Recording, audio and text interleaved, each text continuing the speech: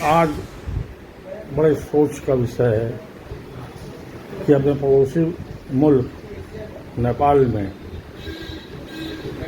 9 युवकों को आंदोलन के लिए विवश होना पड़ा और उसका मुख्य कारण ये था जो समझ में आया, बेरोजगारी, आर्थिक अव्यवस्था, गरीबी रेखा के नीचे जीवन यापन करने वालों का दुख दर्द एक आंदोलन के रूप के अंदर फूट पड़ा और एक चिंगारी बनकर पूरे नेपाल को तहस नहस करने पर विवश हो गया। यह संकेत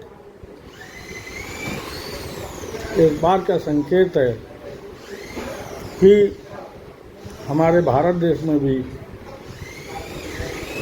बेरोजगारी चरम पर है, अर्थव्यवस्था डामाडोल है और आम जनजीवन के अंदर महंगाई का इतना बोझ है कि जीवन यापन कर पाना भी मुश्किल हो रहा है।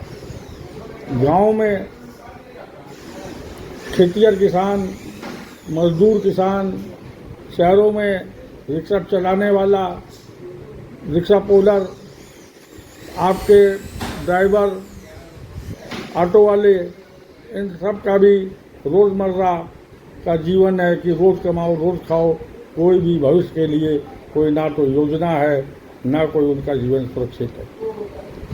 तो हमें सबक लेना चाहिए पड़ोसी राज्य को देखते हुए कि हम समय रहते, हमारी सरकार समय रहते इन सब समस्याओं पर कंट्रोल करें।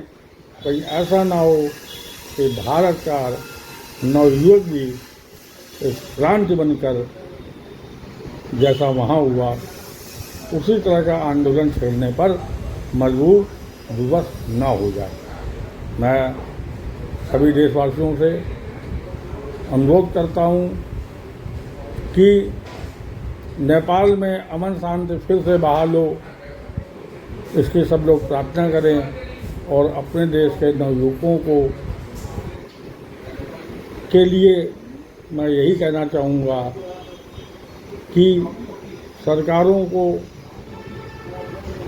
उनके प्रति संवेदनशील होना चाहिए और आर्थिक क्षेत्र में, बेरोजगारी क्षेत्र में सुधार करते हुए अधिक से अधिक लोगों को सुरक्षित जीवन जीने का मार्ग प्रशस्त करना चाहिए। धन्यवाद।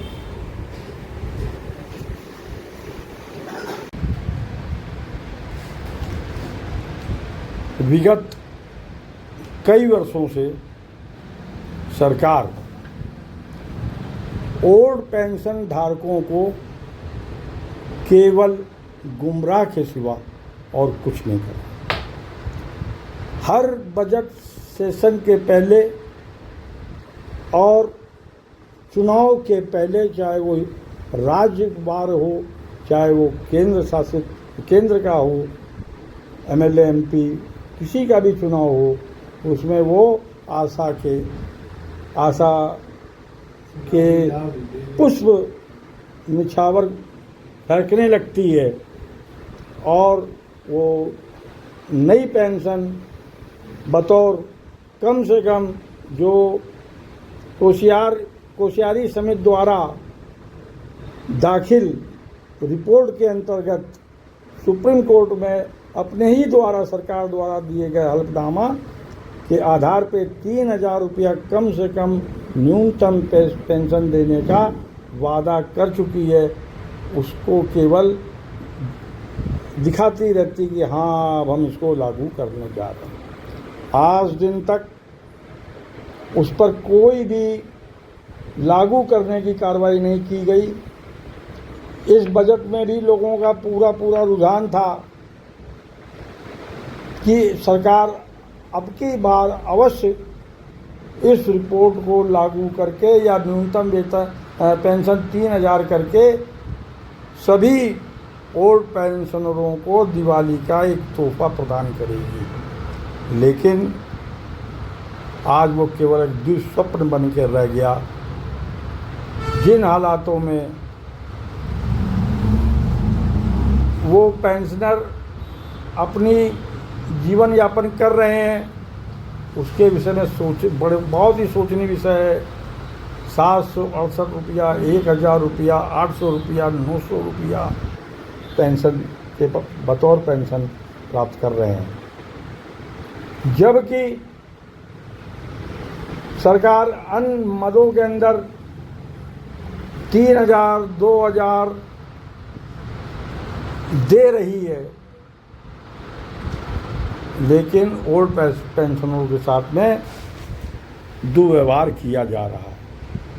तो मैं आज इस बात को विशेष रूप से केंद्र सरकार के मुखिया को चेताना चाहते हैं को मैं चेताना चाहता हूं कि अगर अभी भी अगर वो केवल गुमराही का कार्यक्रम चलाएंगे तो कहीं ऐसा ना हो कि ओल्ड पेंशनरों के सब्र का बांध टूट जाए। एरियर का भी भुगतान करने की बात कही गई थी और उसको तत्काल उसको लागू करने की बात भी कही गई, लेकिन अभी तक ऐसा नहीं हुआ। तो मैं सरकार को पुनः कहना चाहूँगा कि वो ओल्ड पेंशनरों को जो हल्फनामे के तहत देने का तय हुआ उसको तो कम से कम फौरी तौर पर तत्काल प्रभाव से लागू करें, ताकि लगे कि हाँ वो भी पेंशन के रूप में कुछ प्राप्त कर रहे हैं। धन्यवाद। जय कर्मचारी एकता जिंदाबाद। दुनिया से चले